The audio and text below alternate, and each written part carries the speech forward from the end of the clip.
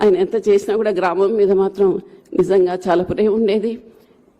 అక్కడ ఉన్నటువంటి స్కూలు, అక్కడ కేవలం 7వ తరగతి వరకు మాత్రమే స్కూల్ ఉంది. ఆ స్కూల్ ప్రారంభించడం కూడా వారి తండ్రి గారైనటువంటి వెంకటరామారెడ్డి గారి ఇనిషియేటివ్తోనే ఆ స్కూల్ ప్రారంభించడం జరిగింది. కానీ ఇప్పుడు 7వ తరగతి వరకు ఉన్న క్లాస్ తరగతులు మాత్రం 3 మాత్రమే ఉన్నాయి. అదనపు గదుల కోసం దాదాపు 5 సంవత్సరాల నుంచి మేము అప్లికేషన్లు పెడుతున్నాం. ఇంతవరకు అదనపు గదులు రాలేదు.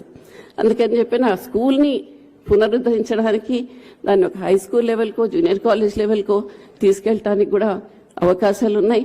తర్వాత అక్కడ అవసరమైనటువంటి రోడ్డు గురించి కూడా సంపత్ గారు చెప్పారు. ఇంకో చాలా ఆశ్చర్యకరమైన విషయం ఏంటంటే అక్కడ చుట్టుపక్కల ఉన్నటువంటి 50 గ్రామాలకి బస్ సౌకర్యం లేదు, బస్సు రావటం లేదు. అంటే మనం ఎన్నో చెప్పుకుంటాం 70 సంవత్సరాలు 80 సంవత్సరాలు స్వాతంత్రం గురించి.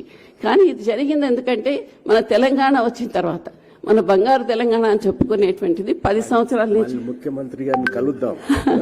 మనం అక్కడ ఆ బస్సు సౌకర్యం కోసం కూడా అనేక రకాలైనటువంటి మనం మెమరాండమ్స్ ఇవ్వటం అనేటువంటి జరిగింది. ఎందుకంటే అక్కడికి బస్సు రావాలంటే కర్నూలు నుంచి రావాలి. ఈ ఆంధ్ర తెలంగాణ డివైడ్ అయిపోయిన తర్వాత కర్నూలు నుంచి వచ్చే బస్సులు బంద్ అయిపోయినాయి. కాబట్టి ఏ రకమైనటువంటి బస్సు సౌకర్యం లేకుండా గ్రామాలు ఉన్నాయి.